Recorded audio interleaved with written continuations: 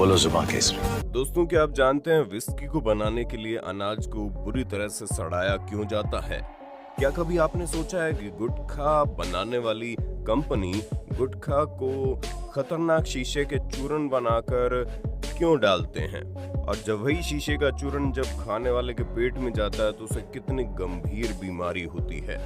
और दोस्तों, क्या आपको मालूम है मार्केट में जितने भी विस्की या फिर रम मिलते हैं उन्हें मार्केट में बेचने से पहले बहुत सालों तक स्टोर करके रखा जाता है। और क्या आप यकीन करेंगे, मार्केट में जो चिली सॉस मिलता है वो सभी 3 साल पुराने होते हैं। फैक्ट्री में 3 साल तक मिर्चियों को सड़ाने के बाद उसे आप तक पहुंचाया जाता है। आज के इस वीडियो में हम आपको यही दिखाने वाले हैं कि खाने पीने की चीजों को कैसे और कितने गंदे तरीके से बनाया जाता है। गुटखा। दोस्तों, गुटखा की डिमांड हमारे भारत में कितनी ज्यादा है इसका अंदाजा आप इसी बात से लगा सकते हैं कि शाहरुख खान, अक्षय कुमार और अजय देवगन जैसे लोग भी पैसे लेकर बोलो जुबां केसरी कर रहे हैं। अब ये तो आप जानते हैं कि शाहरुख खान, अक्षय कुमार और अजय देवगन जैसे लोग छोटे से भी एडवर्टाइजमेंट के लिए कितना ज्यादा पैसा मांगते हैं। लेकिन दोस्तों, गुटखा को बनाते वक्त उसके अंदर एक ऐसी खतरनाक चीज मिलाई जाती है जो आपकी जान के लिए खतरनाक बन जाता है। दोस्तों, प्रोडक्शन कंपनी में जब गुटखा को बनाया जाता है तो उसके लिए सबसे पहले उन्हें ढेर सारी सुपारी की जरूरत पड़ती है।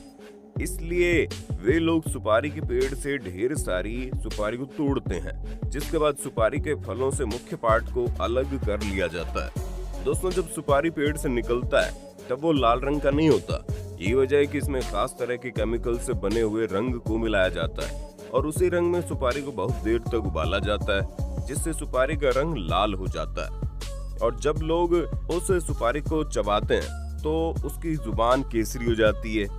कलर को अच्छी तरह से मिलाने के बाद सुपारी को अच्छी तरह से सुखाने की बारी आती है। जब सुपारी सूख जाती है तो उसके छोटे छोटे टुकड़ों में उसे काट लिया जाता है।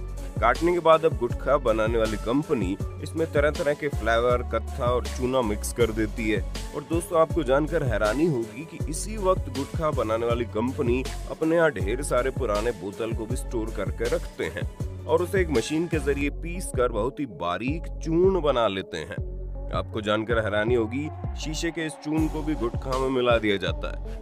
अब इससे होता यह है कि जब गुटखा खाने वाले लोग अपनी जुबान को केसरी करने के लिए गुटखा खाते हैं तब इसी चूर्ण की वजह से इनकी जीभ में बहुत सारे कट्स लग जाते हैं। और जब इस छोटे छोटे कट पर गुटखा में मिले हुए केमिकल लगते हैं तब उन्हें झंझनाहट महसूस होती है और यही झंझनाहट लोगों को मजा देती है।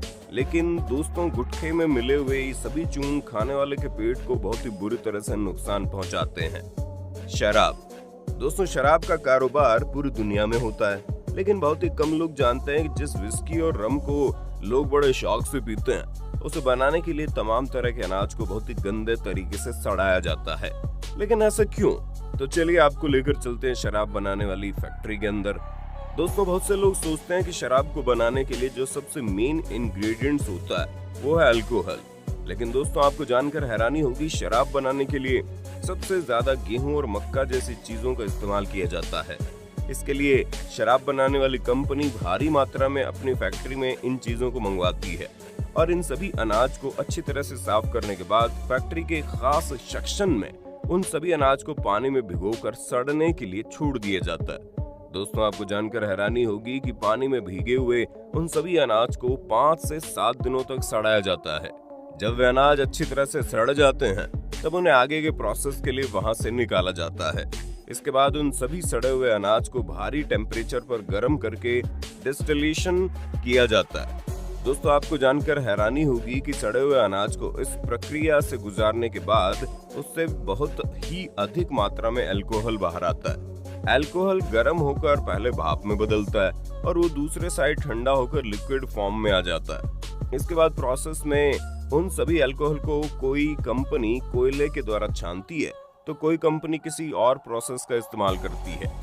सभी तरह की फॉर्मेलिटीज को पूरा करने के बाद जब शराब अच्छी तरह से तैयार हो जाती है तब उसे एक लकड़ी से बने हुए कंटेनर में स्टोर कर दिया जाता है। दोस्तों, आपको जानकर हैरानी होगी कि इन कंटेनर में शराब को स्टोर करने के बाद कंटेनर को एक स्टोर रूम में रख लिया जाता है और शराब को स्टोर करने के लिए जमीन के भीतर स्टोर रूम को बनाया जाता है, जहां पर सभी तैयार हुए शराब को उन्हीं खास लकड़ी से तैयार हुए कंटेनर में कम से कम 3 साल के लिए रख देते हैं। और आपको हैरानी होगी, शराब जितनी ज्यादा पुरानी होती है उसकी कीमत उतनी ज्यादा बढ़ती चली जाती है। आपको यकीन नहीं हो, लेकिन दुनिया में कुछ ऐसे ही शराब मौजूद है जो 50 से 60 साल पुराने हैं और इस वक्त मार्केट में उनकी कीमत लाखों करोड़ों रुपए में पहुंच चुकी है। Peanut butter. दोस्तों, आजकल अपने बॉडी को फिट रखने के लिए बहुत सारे लोग पीनट बटर खाते हैं और खाना भी चाहिए, क्योंकि पीनट बटर को हमारे शरीर के लिए बहुत ही अच्छा माना जाता है। लेकिन बहुत कम ही लोग जानते होंगे कि पीनट बटर को बनाया कैसे जाता है। तो दोस्तों, आपकी जानकारी के लिए बता दें, पीनट बटर को बनाने के लिए जो सबसे जरूरी चीज होती है वो है मूंगफली। मूंगफली को ही अंग्रेजी में पीनट कहते हैं। दोस्तों, पीनट बटर बनाने वाली कंपनी सबसे पहले अपनी फैक्ट्री में खास प्रजाति के पीनट को मंगाती है, जिसके बाद उन सभी मूंगफली को एक ऐसे कन्वेयर बेल्ट पर रखवा दिया जाता है जो बहुत ही गर्म होता है। और ये कन्वेयर बेल्ट सिर्फ सीधा नहीं चलता बल्कि हिलता भी रहता है। इससे होता क्या है कि गर्म कन्वेयर बेल्ट पर सभी मूंगफली बहुत अच्छी तरह से भून जाती है। आपकी जानकारी के लिए बता दें, कन्वेयर बेल्ट का तापमान 200 डिग्री सेल्सियस से भी ज्यादा होता है, यानी जितना तापमान पानी को खौलने के लिए चाहिए उससे भी दुगुना। जब सभी मूंगफली अच्छी तरह से भुन जाती है तो उन्हें खास मशीन में डालते हैं। इस मशीन में जाते ही सभी मूंगफली के छिलके उतर जाते हैं। ऐसा इसलिए किया जाता है ताकि पीनट बटर का स्वाद उसके छिलके की वजह से कड़वा न हो जाए। मूंगफली के ऊपर के छिलके को हटाने के बाद सभी मूंगफली को एक बहुत ही भारी भरकम ग्राइंडर में डाल दिया जाता है, जहां से तेज रफ्तार से चलने वाले ब्लेड उन सभी मूंगफली को बहुत ही बारीक टुकड़ों में तोड़ देता है। जब सभी मूंगफली अच्छी तरह से पिस जाते हैं तब उनमें जरूरत के हिसाब से नमक और चीनी को मिक्स करते हैं। कुछ कंपनी अपने अपने फ्लेवर को बनाए रखने के लिए और भी तरह की चीजें ऐड करती है जो नहीं बताती है, और बस तैयार है पीनट बटर, जिसे आप हर रोज सुबह शाम खाते हैं। तैयार होने के बाद फैक्ट्री में इसी पीनट बटर को डिब्बे में भरकर अपने लेबल को चिपकाकर बाजार में भेज दिया जाता है। Red chilli sauce.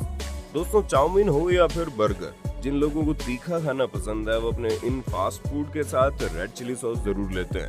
लेकिन दोस्तों, क्या आपको मालूम है, रेड चिली सॉस को मार्केट में भेजने से पहले फैक्ट्री के लोग उसे 3 साल तक सड़ाते हैं। है ना चौंकाने वाली बात। दोस्तों, फैक्ट्री में जब रेड चिली सॉस को तैयार करते हैं तब दुनिया भर के देशों से अच्छी क्वालिटी की लाल मिर्च को मंगवाया जाता है। जब फैक्ट्री में भारी मात्रा में लाल मिर्च पहुंच जाते हैं तब उसके डंडियों को तोड़कर ग्राइंडर मशीन में डाल देते हैं।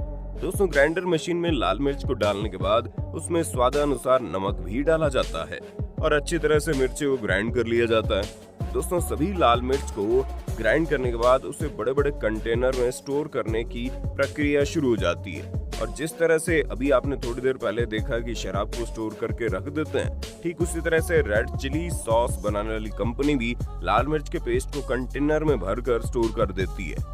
और सभी कंटेनर को इतनी अच्छी तरह से पैक किया जाता है कि उसमें जरा सा भी हवा ना जाए।